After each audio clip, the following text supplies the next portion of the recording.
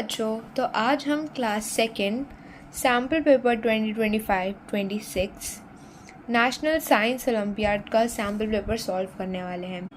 इस sample paper में total 10 questions है और आंसर्स आपको एंड में दिए हैं। तो लेट स्टार्ट, हम इस सैम्पल पेपर को सॉल्व करना स्टार्ट करते हैं। फर्स्ट हमारा सेक्शन है logical reasoning. Question number 1, if the day before yesterday was Sunday then tomorrow will be dash. Question है कि अगर डे बिफोर येस्टरडे मतलब कल से पहले, एक दिन पहले अगर संडे होता तो फिर आज कौन सा डे होता। कि वो कह रहे हैं जो कल दिन था उससे एक दिन पहले, मतलब आप अगर हिंदी में बोले थे तो परसों अगर संडे था तो आज क्या होगा, तो कल क्या होगा, देन टुमारो विल बी। अगर परसों संडे था तो कल क्या होगा। अगर हम देखें, अगर परसों था संडे तो फिर उसके अगले दिन होगा मंडे, है ना। मंडे के बाद होगा ट्यूसडे, जो कि इस क्वेश्चन के हिसाब से आज होगा, और वेंसडे होगा ये जो टुमारो पूछ रहे हैं, देन टुमारो विल बी, तो टुमारो होगा वेंसडे। ऑप्शन देखते हैं। Option A Wednesday, B Tuesday, C Friday और डी थर्सडे। तो हमारे आंसर के हिसाब से option A Wednesday is the correct answer. अगर आपको भी थोड़े बहुत इन क्वेश्चंस में डाउट है तो आप साइड में पेंसिल से लिख के ज़रूर ट्राई कर सकते हैं। Question number 2, Anu, Tina or John and Ravi are standing in a queue in an assembly hall. Use the given clues to find out who is standing at front of the queue. अगर आपको इस पूरे question में Q का मतलब नहीं समझ आया तो इसका मतलब होता है एक लाइन। जैसे आप भी अपने स्कूल में अगर कहीं जाते हो तो एक सिंगल लाइन टीचर बोलती है कि सिंगल लाइन बना के जाओ, तो उसी की बात हो रही है कि ये सारे बच्चे एक लाइन में खड़े एक हॉल में। तो हमें बताना है जो गिवन क्लूज़ हैं इनको पढ़ के समझ के बताना है कि सबसे आगे लाइन में कौन खड़ा है, लाइन में सबसे आगे कौन खड़ा है, मैं वो बताना है इन सब क्लूज़ को पढ़ के। तो पढ़ते हैं चलो। रवि इज़ स्टैंडिंग बिहाइंड टीना। अब जो ये रवि है वो टीना के पीछे खड़ा है। अगर हम देखें यहाँ बनाया, अगर हम रवि आर और ये टीना के पीछे खड़ा हो रहा है तो टीना इसके आगे होगी। और हम देखें टीना इज स्टैंडिंग जस्ट बिहाइंड अनु, और जो टीना है वो अनु के पीछे खड़ी है तो इसके आगे अनु। जॉन इज स्टैंडिंग लास्ट, और जॉन है सबसे लास्ट में खड़ा है, तो हमने सब लास्ट में हमारे इस लाइन में कौन आ रहा है, आर मतलब रवि। तो अगर हम इसके पीछे जॉन को खड़ा करें और अगर हम देखें कि सबसे आगे ए अनु है तो ऑप्शन में देखें ऑप्शन बी अनु है इज़ द करेक्ट आंसर। क्योंकि हमने देखा जो सबसे पहला क्लू था रवि स्टैंडिंग जस्ट बिहाइंड टीना, तो जो रवि है वो टीना के पीछे खड़ा है और टीना अनु के पीछे खड़ी है और जॉन सबसे एंड में खड़ा है।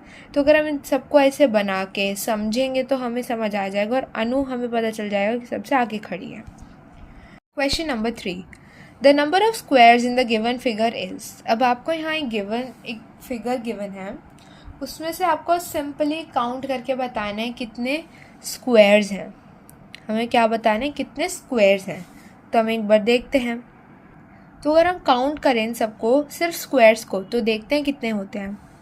1 2 3 4 5 6 7 8 9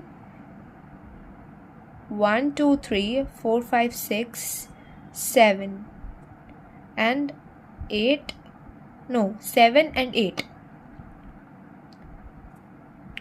एक सेकेंड, अगर हम देखें कि ये लेकिन स्क्वायर नहीं होता, ये रेक्टेंगल है।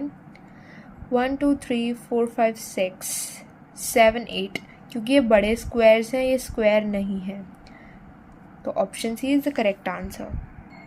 Question number 4, select the incorrect statement. Statement number 1, plant provide food and shelter to various animals. Plant food तो प्रोवाइड करते हैं पर शेल्टर नहीं। शेल्टर प्रोवाइड करते हैं ट्रीज़, क्योंकि ट्रीज़ होते हैं बड़े और प्लांट्स होते हैं थोड़े छोटे, ट्रीज से तो बहुत ही छोटे होते हैं, तो वो शेल्टर प्रोवाइड नहीं करते पर फूड देते हैं। Plant provide us dyes like indigo, हाँ it is correct. Option C, plant keep the air cool and fresh, none of these. तो अब इसमें से हमें इनकरेक्ट स्टेटमेंट सेलेक्ट करनी थी, तो सारे ही करेक्ट हैं, तो option D none of these की इसमें से कोई भी इनकरेक्ट नहीं है।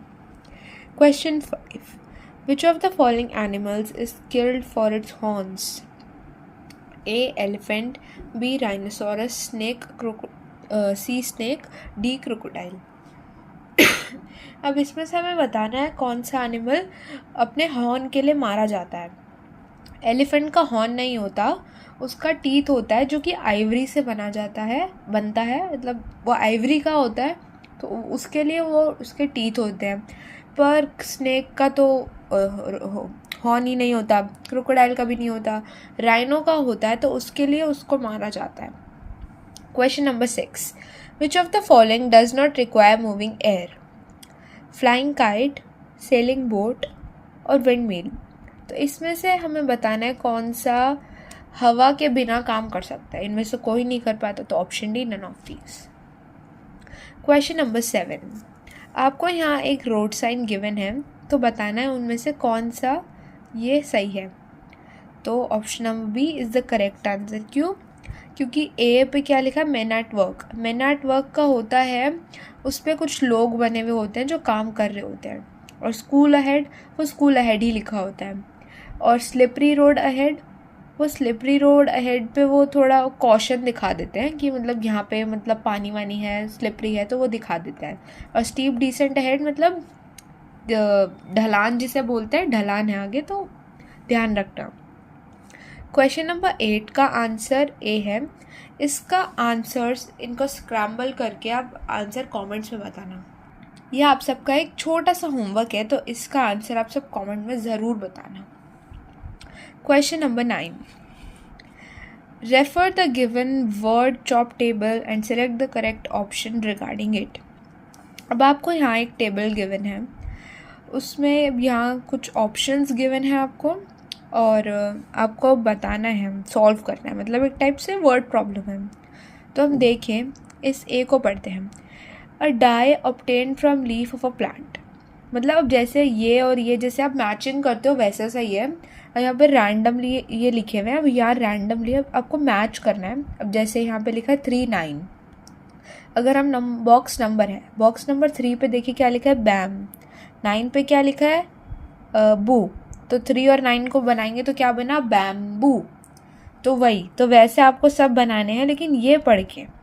तो हम देखें, a dye obtain from leaf of a plant. 3 9 तो भी हमने देख लिया, क्या बना, बैम्बू। अब देखते हैं 2 8 12 से क्या पता इसका आंसर मिल जाए हमें। 2 है कार, 8 डा, 12 मम, तो क्या बना, कार्डमम। तो ये नहीं होता। 5 और 10, 5 और 10, तुलसी नहीं। 6 12, हेना आप सबको पता ही होगा, मेहंदी आप लगाते होगे, या मतलब आपने किसी को देखा होगा उनके हाथ पे जिसे होता है, जिसे मेहंदी बोल सकते हैं, तो वैसा काइंड ऑफ। तो इसका ऑप्शन ए होगा। A spice that is used to enhance flavor of food, cardamom। तो कार्डमम किस में था हमारा, 2 8 12 में, तो इसको बी लिखते हैं। A timber producing tree, 3 9 पे तो था बैम्बू, और 5 9 पे क्या था, तुलसी। तो हमें किससे मिलता है ये, जल्दी बताओ। वेरी गुड, बैम्बू से, तो ये सी। और तुलसी से, a plant whose milky sap is use for making tyres. O I am sorry, मैंने थोड़ा सा गलत कर दिया। ऑप्शन सी ये होगा 5 और 10, ये होगा ऑप्शन डी बैम्बू। तब आपके पास करेक्ट आंसर सारे हैं, आप एक बार चेक कर सकते हैं। और मैं आपको एक चीज़ बताना भूल गई कि इसमें आपने जैसे सारे लिख लिए, तो हमें इसे चेक करना था कि कौन से वाले इसके सामने उसका सही ऑप्शन लिखा है। तो अब देखो डी का तो यहाँ लिखा है, बी का उसके सामने लिखा है, सी का यहाँ लिखा है सामने और ए का यहाँ। तो हम ऑप्शन नंबर बी सिलेक्ट करेंगे। Option B is the correct option. तो अगर हम नेक्स्ट क्वेश्चन देखें, क्वेश्चन नंबर 10, और जैसे आप ये पीडीएफ देखेंगे गूगल पे या कहीं पे भी, तो आपको एंड में इसकी ऐसे आंसर कीज मिल जाएगी। अगर आपको अभी स्क्रीनशॉट लेना आप ले सकते हैं। ओके, तो अब ये लास्ट क्वेश्चन होगा हमारा आंसर नंबर 10। आंसर नंबर 10 फटाफट से करते हैं। विच of the following can not be found in the given word grid. अब यहाँ पे जैसे हमने अभी पहला क्वेश्चन करा, ये भी वैसा सही है पर थोड़ा सा आपको ट्रिकी लग सकता है। देखते हैं। अब यहाँ पे कुछ ऐसी सेंटेंसेस गिवन है जैसे रिडल होती है, तो आपको पहले इसके आंसर ना यहाँ पे लिख लेने हैं इनके सामने, और फिर ये सारे वर्ड्स कोशिश करना है कि इसमें मिले, और जो नहीं मिल पाएगा वो आप ऑप्शन पे आप टिक कर देना, तो वो उसका आंसर हो जाएगा। तो हम पहले इसके आंसर लिखते हैं। Movement of earth that causes day and night. Movement of earth that causes day and night, इसका आंसर जल्दी से बताओ। आप सब ने आंसर सही दिया, इसका आंसर है rotation. A landform that is also known as stable land, इसका आंसर है प्लेन्स।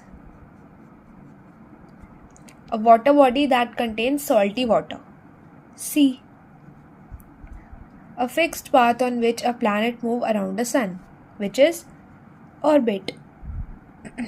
अब जैसे आप भी अपने जब सॉल्व करोगे तो आप भी ऐसे सारे आंसर्स यहाँ लिख लेना। अब हमें ढूंढना है कि इन चारों में से कौन सा आंसर हमें इस वर्ड ग्रिड में नहीं मिलेगा। तो हम पहले फर्स्ट रोटेशन से स्टार्ट करते हैं। रोटेशन देखो, सबसे पहले इसका फर्स्ट लेटर ढूंढो, आर। अब देखो जैसे आर ये है, घेरा घेरा और बस आर यही है। फिर देखो ओ, आर के पास ओ ढूंढने की कोशिश करो। देखो आर के इधर भी ओ है, इधर भी ओ है, लेकिन ये तो उल्टा है। देखिए आर ओ टी ये बन रहा है, तो ऐसे इसको सर्कल कर सकते हैं। रोटेशन तो हमें मिल गया। प्लेन्स ढूंढे, पी ढूंढो, पी सबसे पहले पी पी पी एल, लेकिन ए यहाँ है और कहीं है नहीं पी, तो प्लेन्स नहीं मिला हमें। सी ढूंढते हैं, एस ढूंढो सबसे पहले, एस एस एस एंड बस इतना ही। अब एस के पास ई ढूंढो, इधर नहीं है, इधर है, इधर भी नहीं है। ए हाँ ये है, तो ये इसका आंसर है ऑप्शन डी ऑर्बिट। ओ ढूंढो सबसे पहले, ओ ये रहा, और ओ ओ ओ। आर ढूंढो उसके पास, इधर आर नहीं है, इधर भी नहीं है, इधर भी नहीं है, इधर है, तो इधर O R B I T orbit ये बन गया। ऑप्शन बी प्लेन्स हमें नहीं मिला, तो ये है इज़ द करेक्ट आंसर, क्योंकि हमें ढूंढना था कौन सा इसमें से नहीं मिल रहा है। तो बाकी सब्जेक्ट्स की एक्सप्लेनेशन वीडियो सैम्पल पेपर्स की अगले वीडियो में। Thanks for watching, like and subscribe.